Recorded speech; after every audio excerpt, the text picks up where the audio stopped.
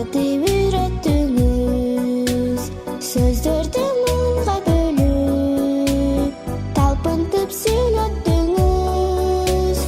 Эң кичинем менин, эң жиреп төккөн мерим, булагы билимимдин биринчи мугалимим. Булагы билимимдин биринчи мугалимим. Өтүп колго калем, жат жазуу жаздырдыңыз, жаттатып жатып алды, жаңылма жаттырдыңыз. Эң кичинем менин, эң жиреп төккөн мерим, булагы билимимдин биринчи мугалимим. Булагы билимимдин биринчи мугалимим.